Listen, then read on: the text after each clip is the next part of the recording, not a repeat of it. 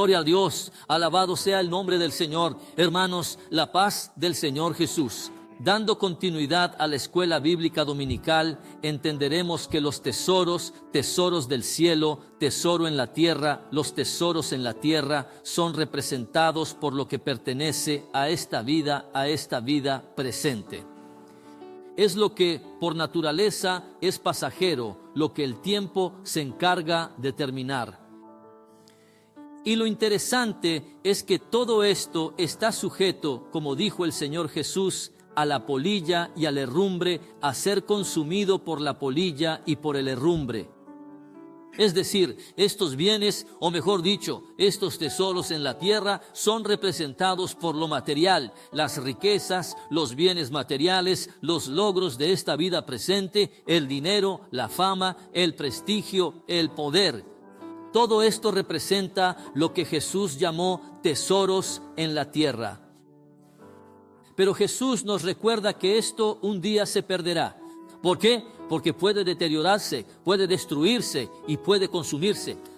Porque estas cosas buscan ocupar el corazón del hombre y lo hacen de manera indebida, de una forma equivocada.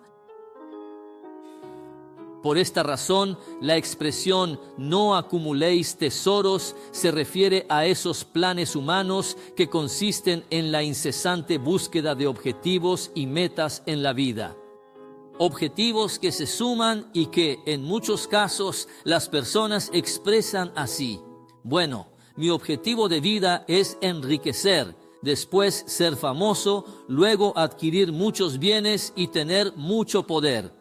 Es una acumulación, por eso la expresión es "no acumuléis". Es un cúmulo de situaciones que vienen en esta vida y que naturalmente no es nuestro objetivo. Al contrario, hermanos, nuestro objetivo de vida debe ser siempre hacer tesoros del cielo, es decir, acumular los tesoros del cielo. Y cuando hablamos de tesoros en el cielo, nos referimos a aquello que empieza por el beneficio. Primero, el beneficio de nuestra salvación. Y en esos beneficios tenemos la palabra del Señor, tenemos el bautismo con el Espíritu Santo, tenemos los dones espirituales y tenemos todos los bienes inherentes a la salvación. ¿Para qué? Para vivir esta vida presente, para vivir el reino de Dios aquí en la tierra, con nuestra experiencia con el reino de Dios, no con el reino del mundo. Adicionalmente, en esos tesoros celestiales, ¿qué tenemos? Tenemos la bendición del Señor, tenemos todo lo que necesitamos para vivir en este mundo. Porque cuando la palabra de Dios habla de las bendiciones del Señor, en el sentido de enriquecernos, el rey Salomón, el sabio rey Salomón, va a usar exactamente la expresión en Proverbios, capítulo 10, versículo 22, y va a decir: la bendición del Señor es la que enriquece y dice más, y no añade dolores con eso. Entonces, en verdad, cuando el sabio Salomón usa esa expresión, está hablando exactamente de los bienes que se acumulan en nuestra vida, pero los bienes que son tesoros del cielo. Esos tesoros, naturalmente, están directamente relacionados con aquello que nos defiende y nos previene contra aquel que viene a matar y a robar. Él jamás podrá arrancarnos, ¿verdad?, esos bienes que son los tesoros del cielo. Otra razón para no hacer tesoro en la tierra. ¿Por qué? Porque donde se encuentre el tesoro de un hombre, su corazón también estará allí. Y cuando hablamos de corazón, estamos hablando de lo que es nuestro amor. ¿No es así? Nuestro amor en relación con el propósito que tenemos en la vida. Y nuestro amor tiene que ser tal que con el objetivo de tener siempre al Señor cerca de nosotros. Amar al Señor, tener al Señor cerca de nosotros y mucho más, también a nuestros hermanos, ¿verdad? A nuestro prójimo, especialmente a nuestros hermanos que son quienes están más cerca de nosotros, más en comunión y más unidos a nosotros. Y nuestro propósito de vida entonces, hermano, debe ser agradar al Señor, realizar la obra del Señor, servir a nuestros hermanos, servir al Señor y también servir a nuestros hermanos. buscar siempre al acumular nuestros tesoros celestiales, buscar siempre la gloria del Señor, que el nombre del Señor sea glorificado en aquello que acumulamos como tesoros celestiales para vivir esta vida aquí, y que el Señor sea glorificado en nuestras vidas. Y sobre esto es interesante que cuando decidimos dejar que el Señor decida por nosotros en cuanto a darnos tesoros celestiales, a veces Dios permite que sí, que tengamos tesoros aquí en esta vida, cosas preciosas aquí en esta vida. Pero hay una cosa, nosotros no ponemos nuestro corazón en esas cosas. Amén, hermanos. No ponemos nuestro corazón en lo efímero, en lo que perece, en lo de esta vida. Al contrario, ponemos nuestro amor en el Señor, nuestro propósito de vida, que es amar al Señor. Y es exactamente eso lo que trae consigo la advertencia, o sea, la recomendación del salmista, en el sentido de que nuestro propósito de vida sea agradar al Señor y no agradar a las cosas de esta vida presente. El salmista dijo así en el Salmo 62, verso 10, dice así: si vuestras riquezas aumentan o prosperan, no pongáis en ellas vuestro corazón, o sea, su corazón. Entonces esto nos muestra exactamente que el corazón es el centro de nuestra vida. Y el sabio Salomón confirmó las palabras del salmista. Cuando en Proverbios 4:23 el sabio Salomón dijo así: sobre todo lo que se guarda, guarda tu corazón. ¿Por qué? Porque de él proceden las salidas de la vida. Guarda tu corazón. ¿Por qué? Porque, como dije, es el centro de nuestra vida. No solo de nuestra vida, sino de nuestro pensamiento, de nuestros sentimientos, de nuestra voluntad e incluso de las decisiones en nuestra vida. Todo procede de dentro de nuestro corazón, y el Señor Jesús, consciente de ello, nos advierte en Marcos capítulo 8, verso 36, diciendo lo siguiente: miren.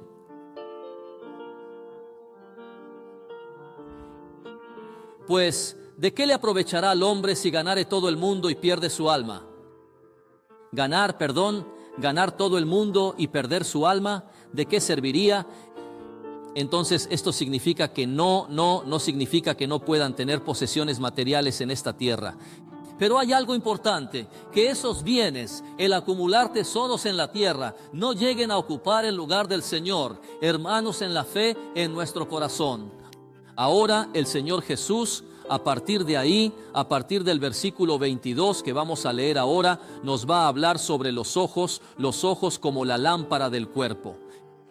Entonces, vamos a leer el texto que dice así, leamos. El Señor Jesús dice así en el versículo 22 de Mateo capítulo 6. La lámpara del cuerpo son los ojos, así que si tus ojos son buenos, todo tu cuerpo tendrá luz. Mas si tus ojos fueran malos, entonces todo tu cuerpo estará en tinieblas. Si por tanto la luz que hay en ti es la luz que en ti hay, son tinieblas. ¿Cuán grandes serán tales tinieblas? Esta palabra del Señor Jesús nos muestra primeramente la cuestión del ojo. El ojo es la lámpara del cuerpo. ¿Por qué el ojo es la lámpara del cuerpo? Porque el ojo recibe luz, sí, recibe la luz y transmite el resultado de esa recepción. Esto es lo que transmite al cuerpo. El cuerpo ahora se va a mover, se va a comportar de acuerdo con la luz que los ojos son capaces de abrir, absorber. Entonces es importante comprender que es la luz la que ilumina. El ojo no produce luz, pero sí la recibe. Y cuanto más absorben la luz los ojos, más claramente pueden ver. El ojo bueno es aquel que absorbe esa luz. ¿Cuál luz? La luz que es Señor Jesús, la revelación, y Él la transmite al cuerpo. Por eso a los ojos se les llama la lámpara del cuerpo o la candela del cuerpo. Pero definamos mejor y con más detalle la cuestión de la expresión de nuestro Señor Jesús, el ojo como la lámpara del cuerpo. Nuestro ojo, hermanos, está relacionado también con nuestro discernimiento espiritual, nuestra manera de ver, nuestra manera de discernir y también nuestro entendimiento de la palabra de Dios. ¿Cómo entendemos la palabra de Dios? ¿Cómo vemos la palabra de Dios? El entendimiento de ella. Por eso el Señor Jesús dice que la lámpara del cuerpo son los ojos. Entonces, antes que nada, es necesario definir lo que es la palabra lámpara.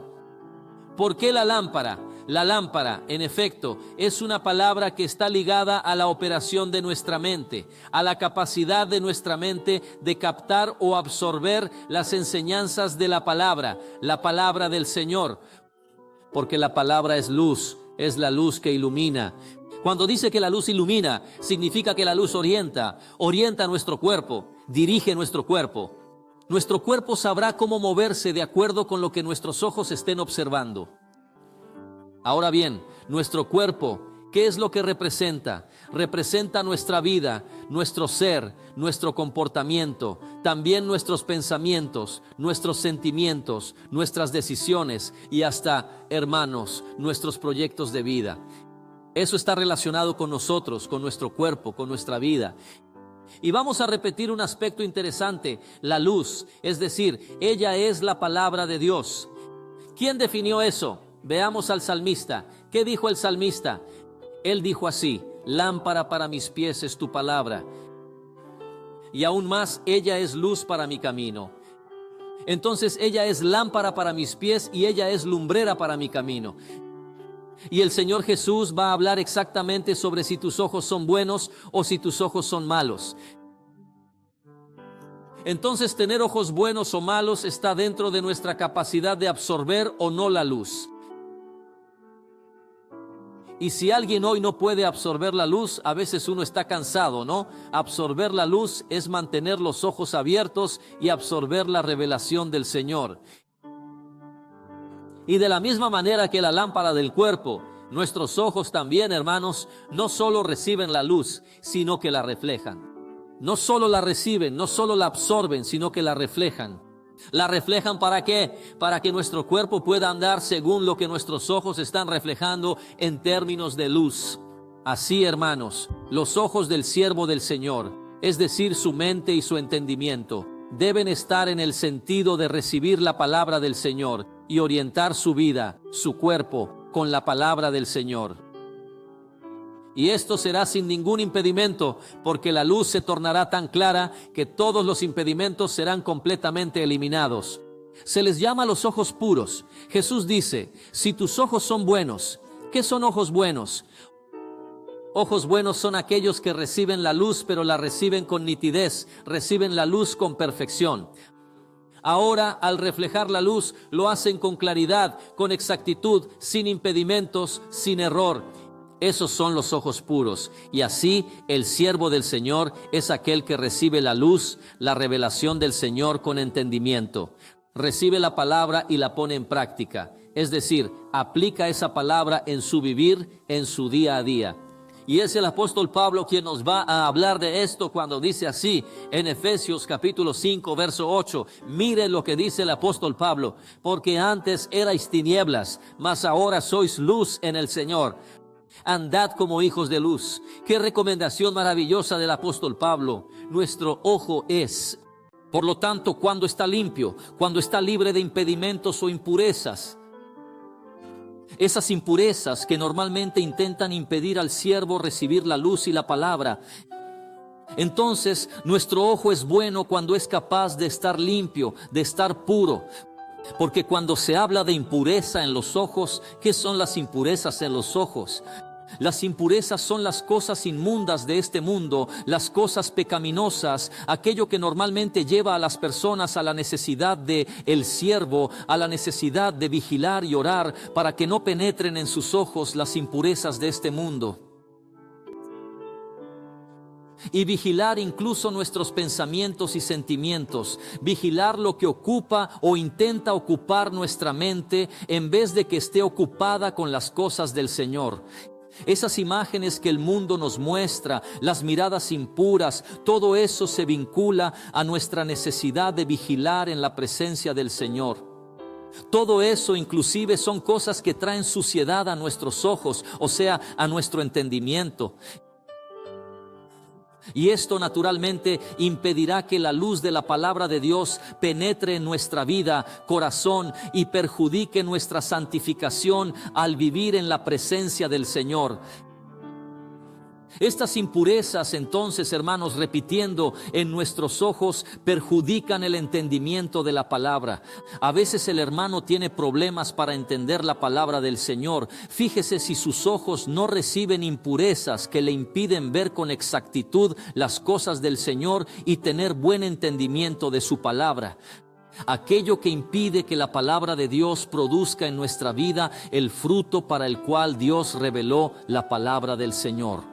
Por eso finalmente la expresión de la palabra de Jesús dice lo siguiente, que el siervo necesita conservar sus ojos buenos, sus ojos limpios, para que el cuerpo del siervo del Señor no ande en tinieblas, o sea, no sea tenebroso, para que no andemos en la oscuridad espiritual sin ver los obstáculos que están en el camino y que muchas veces hacen que los siervos tropiecen en su caminata espiritual. Si tus ojos son buenos, todo tu cuerpo andará en la luz. Si tus ojos son malos, tu cuerpo permanecerá en tinieblas. Saludo a todos con la paz del Señor Jesús. Vamos a estar leyendo la palabra del Señor en este mismo capítulo 6 de Mateo, versículo 24. Leamos juntos. Ninguno puede servir a dos señores, porque o aborrecerá al uno y amará al otro, o estimará al uno y menospreciará al otro. No podéis servir a Dios y a las riquezas. Muy bien, no podéis servir a Dios y a las riquezas.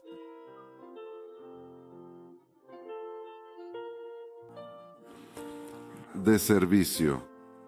Está hablando sobre la posición del siervo, que en aquella época y en la Biblia misma, la palabra en su original no es la palabra suave de siervo, sino esclavo.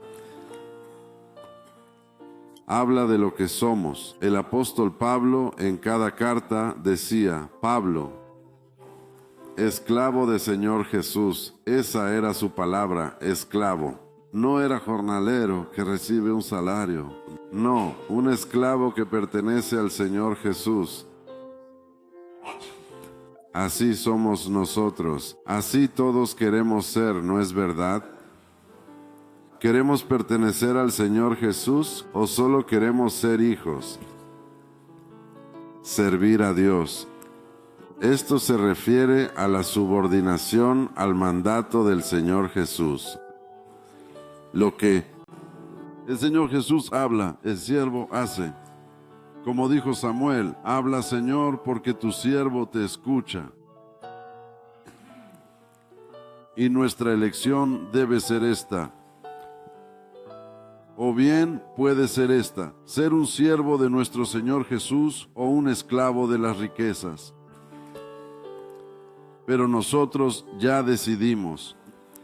No cambiaremos los valores y las riquezas del reino de Dios por los valores y riquezas de este mundo. En el capítulo 11 de Hebreos, versículo 24, leemos, por la fe Moisés, hecho ya grande, rehusó llamarse hijo de la hija de Faraón, escogiendo antes ser maltratado con el pueblo de Dios que gozar de los deleites temporales del pecado.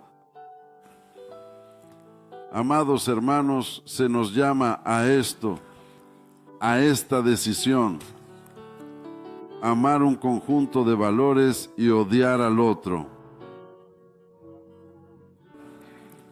Tenemos que dedicarnos a la búsqueda de las riquezas de este mundo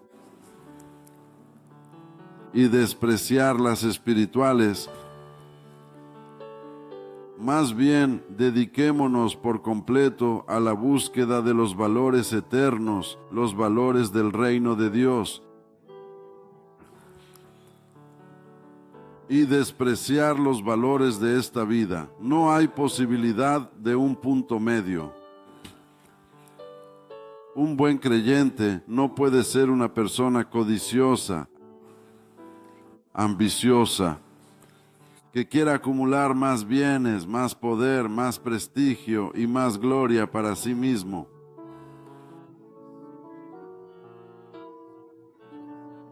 Es imposible, ese ya está liquidado espiritualmente.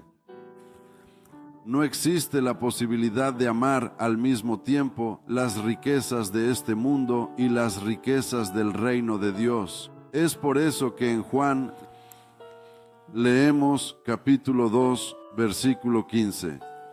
No améis al mundo ni las cosas que están en el mundo. Si alguno ama al mundo, el amor del Padre no está en él. Fíjense, no habla de amar el pecado, no, amar las cosas de este mundo que no son pecado. Yo tengo bienes en este mundo y pongo mi corazón en esos bienes y quiero acumular más bienes. No. ¿Comprendieron? Está bien claro, ¿verdad? No amar las cosas de este mundo. Esta y la palabra, el Señor, luego habla sobre las preocupaciones por las cosas de esta vida, específicamente las preocupaciones por situaciones propias de esta vida o incluso, podríamos decir, hasta legítimas que no constituyen pecado. En el versículo 25 de Mateo 6 leemos: Por tanto os digo, no os afanéis por vuestra vida, o en otra versión, ansiosos o preocupados. Y sigue: ¿en qué habéis de comer o qué habéis de beber? Ni por vuestro cuerpo, ¿qué habéis de vestir? ¿No es la vida más que el alimento y el cuerpo más que el vestido? Mirad las aves del cielo, que no siembran, ni siegan, ni recogen en graneros, y vuestro Padre Celestial las alimenta. ¿No valéis vosotros mucho más que ellas? ¿Y quién de vosotros podrá, por mucho que se afane, añadir a su estatura un codo, digamos, aproximadamente unos 40 centímetros a su estatura? No sirve de nada, ¿verdad? No lo logrará. ¿Y del vestido? ¿Por qué andáis afanados? Mirad los lirios del campo, cómo crecen, no trabajan ni hilan. Pero os digo que ni aun Salomón con toda su gloria se vistió así como uno de ellos. Y si la hierba del campo que hoy es y mañana se echa en el horno, Dios la viste así, ¿no hará mucho más a vosotros, hombres de poca fe?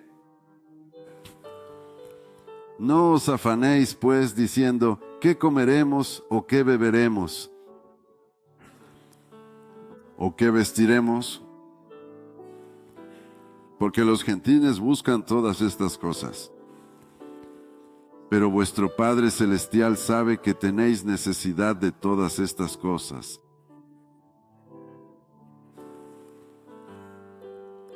Esas tres primeras situaciones que leímos mencionadas por el Señor Jesús traen al siervo de Dios preocupación y ansiedad, solicitud, preocupación, inquietud.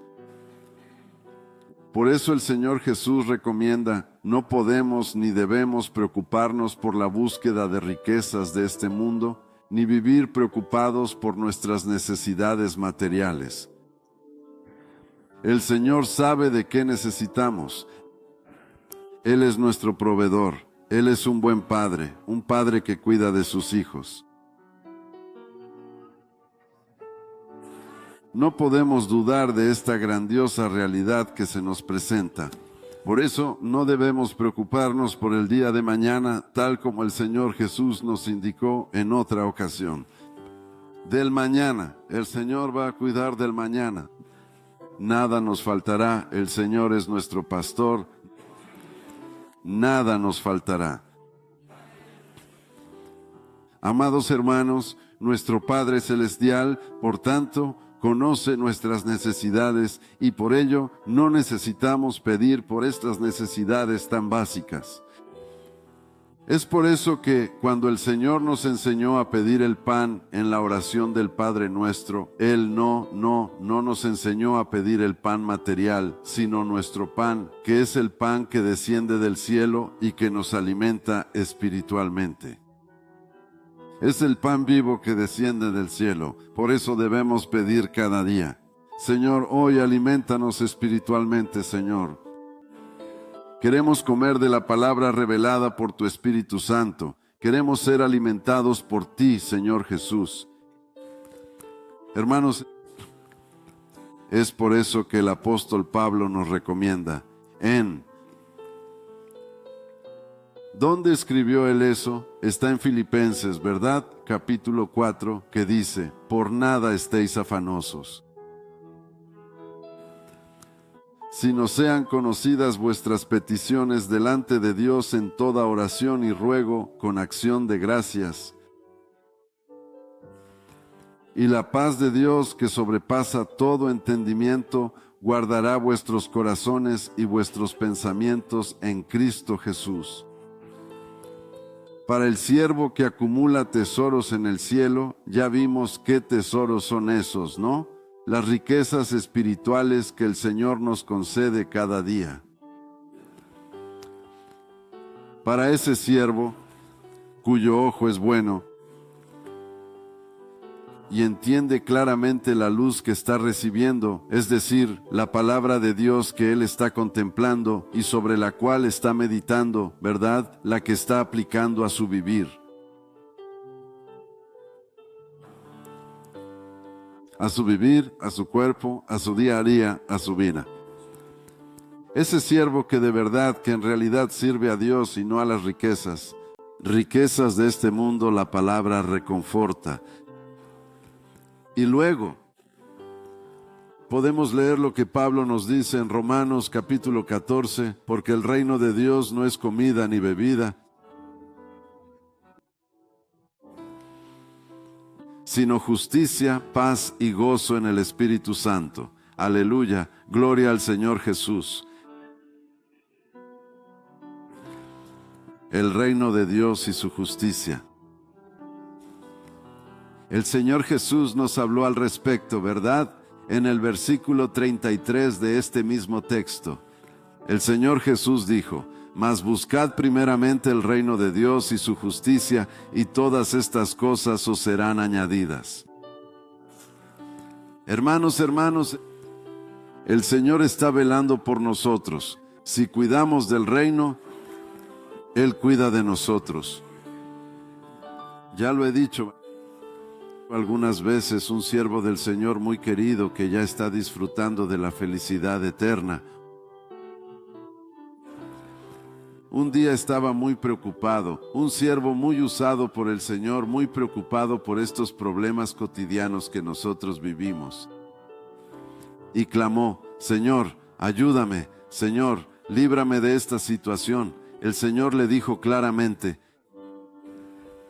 encárgate de mi obra y yo me encargaré de ti. Por lo cual, hermanos, dijo el Señor Jesús en el versículo 34, así que no os afanéis por el día de mañana, porque el día de mañana traerá su afán. Basta a cada día su propio mal. Cuidará de sí mismo, yo cuidaré de ti. Yo proveeré para tus necesidades. Nuestra preocupación, por tanto, es buscar el reino de Dios, los valores del reino, tener los objetivos del reino en nuestro corazón. Es nuestro objetivo de vida. Y las demás cosas sí, esas que tanto necesitamos, el Señor las añadirá. Y busquemos su justicia. ¿De qué justicia estamos hablando? La justicia de Dios que fue satisfecha en el sacrificio de Jesús en la cruz del Calvario. Esa debe ser nuestra justicia. Cada día hemos de vivir por la fe, por la plena confianza en el poder de aquel sacrificio. Él es la base de nuestra tranquilidad. Es por aquel sacrificio que poseemos estas promesas maravillosas en la palabra de Dios. Es por el sacrificio de nuestro Señor Jesús, por su preciosa sangre, gracias a su sangre derramada, que podemos tener esa firme seguridad de que el Señor es nuestro pastor, que Él cuida de nosotros y que Él nos concederá todo lo que necesitamos, siempre y cuando cuidemos de su obra y cuidemos de nuestros hermanos. Amén. Así que, hermanos, cada día podemos vivir por la fe y por la confianza en el poder de la sangre de Jesús, la cual representa su sacrificio. El profeta Jeremías ya profetizó sobre el Señor Jesús, diciendo lo siguiente: este será su nombre con el que lo nombrarán: Jehová, justicia nuestra.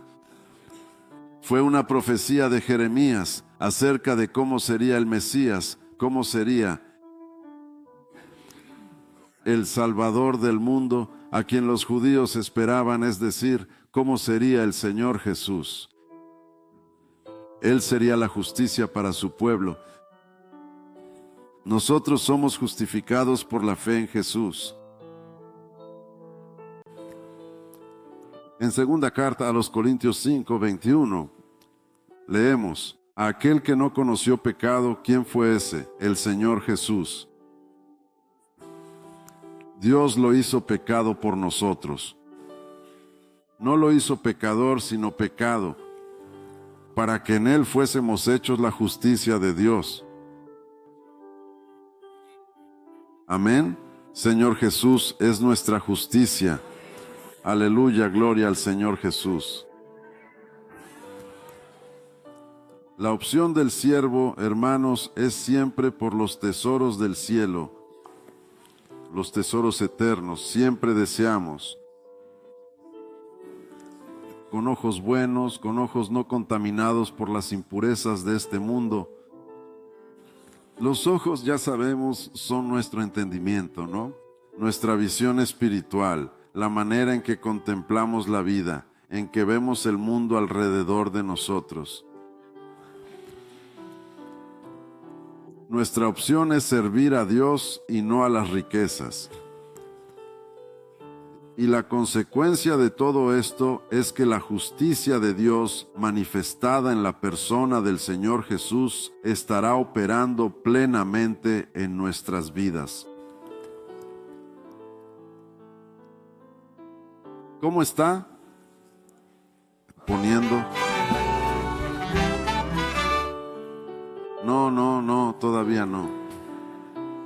Hermanos, aman mucho las alabanzas, ¿verdad, hermanos? Es una virtud, una virtud.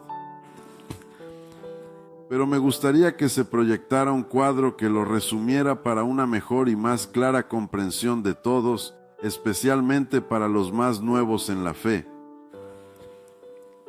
Por todo, el resumen de lo dicho. ¿Qué es la luz? La palabra de Dios. Lámpara para mis pies es tu palabra y lumbrera para mi camino. Entonces la luz es la palabra de Dios, es el Señor Jesús, porque Jesús es el Verbo que se hizo carne. Amén. Entonces, el ojo. ¿Qué es el ojo? ¿Qué aprendimos? Es nuestro corazón o nuestra mente. La forma por la que nosotros percibimos e interpretamos todo a nuestro alrededor. Nuestra mente es la sede de nuestros pensamientos, nuestros sentimientos, nuestras decisiones. Decidimos con nuestra mente, ¿verdad?, nuestro proyecto de vida. Y sobre esto quería decir algo importante. ¿Cuál es nuestro propio proyecto de vida? ¿Para qué vivimos? ¿Qué es lo que tienes como gran objetivo en tu vida? Yo quiero ser un profesional muy competente y famoso, que gane mucho dinero para así poder adquirir, ¿sabes?, determinados bienes, una casa. Ese es mi proyecto de vida. Eso es lo que me anima cada día. Error, error. Nuestro proyecto de vida es vivir para la gloria de Dios. Es vivir para agradar al Señor. Yo quiero agradar al Señor. Mañana, mejor aún de lo que le agrado hoy. Yo quiero andar en santidad de vida. Quiero vivir en obediencia al Señor. Yo quiero vivir como un esclavo de Jesucristo, propiedad del Señor. Cuando el Señor hable, el esclavo escuche y obedezca con alegría. Ese es mi gran proyecto de vida, para eso vivo. No vivo para mi gloria ni para buscarla para mí, vivo para buscar la gloria de Dios. ¿Vivo para qué? Y que los hombres vean las buenas obras que yo practico y glorifiquen al Padre Celestial. ¿Recuerdan? Estudiamos eso en la otra EBD. El Señor Jesús habló al respecto. Entonces, hermanos, nuestro cuerpo, dijimos la luz, el ojo que ilumina el cuerpo. Cuerpo es la forma de vida, es mi comportamiento, es la forma de mi caminar. La luz, la palabra, tiene que iluminar mi caminar.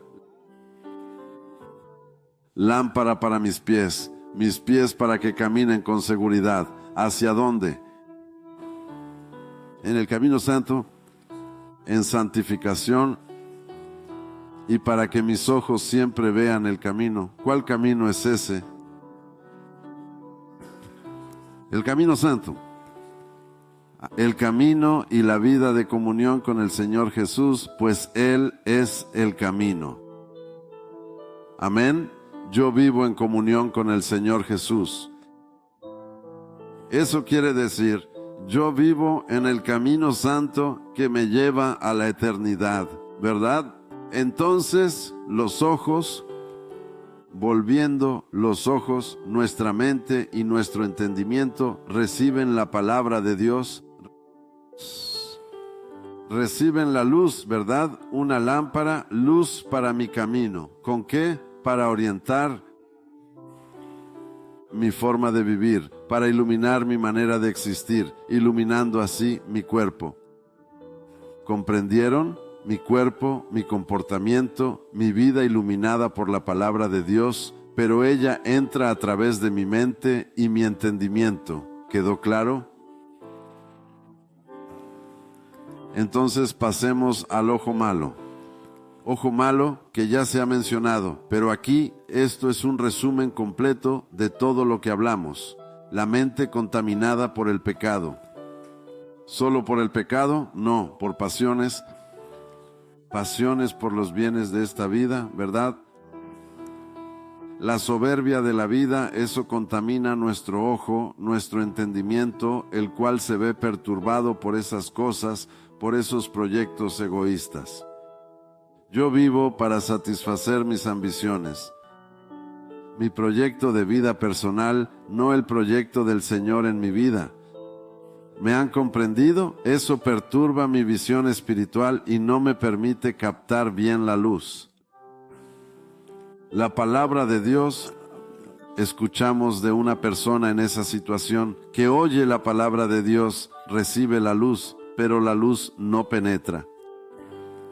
Esas pasiones, proyectos, no dejan que la palabra entre en su ser, en su vida, no dejan que la palabra transforme su vida.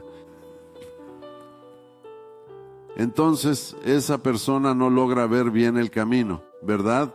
A veces es un buen creyente, bueno, entre comillas. Siempre está en la iglesia, es bondadoso y simpático, pero no capta la luz, no ve el camino. No vive en santificación de vida. No vive, por tanto, haciendo la voluntad del Señor. Vivir en el camino significa vivir cumpliendo la voluntad de Dios. y no camina en ese camino santo, su vida no está siendo vivida en santificación. Y el ojo bueno. Pero antes hay una palabra interesante. Hay algunos que tienen problema de cataratas. ¿Oyeron de eso? Ahí la luz no penetra bien, ¿sabían? Esa probablemente era la situación de Elí. ¿Recuerdan al profeta Elí? Dice que él envejeció y ya no podía ver bien. ¿Qué es eso? Envejecimiento espiritual. Existe el peligro de que envejezcas espiritualmente y puedas contraer una catarata espiritual, ¿verdad? La luz, y comienzas a ser poco sensible o completamente insensible a la luz. La luz no puede entrar en tu mente. La palabra de Dios deja de ser captada y deja de orientar tu forma de vida, tu manera de vivir, ¿no? Casi se convierte en una catarata espiritual. No, antes era entusiasta, predicaba el Evangelio, ¿no? Testificaba del Señor Jesús, vivía para agradar al Señor. Ahora no, está acomodado. Ah, no, es que es la edad, ¿no? La edad. Sí, es la edad. Envejeció espiritualmente. Y nosotros nunca debemos envejecer espiritualmente, ¿verdad? El Señor quiere que nuestras energías espirituales sean renovadas. Los que confían en el Señor se levantarán con alas como águilas, correrán y no se cansarán, servirán al Señor hasta el último día de su vida. El ojo bueno. ¿Qué es el ojo bueno? Ya lo hemos visto. La mente santificada, pura, esa mente que ha sido purificada por la sangre de Jesús. Entonces, esa mente capta la palabra de Dios, la luz. La luz pasa libremente, se transmite de la mente a tu comportamiento. La palabra renueva tu entendimiento, como el apóstol Pablo nos dice en Romanos 12. ¿Recuerdan? Transformaos por medio de la renovación de vuestro entendimiento, para que comprobéis cuál sea la buena voluntad de Dios, agradable y perfecta.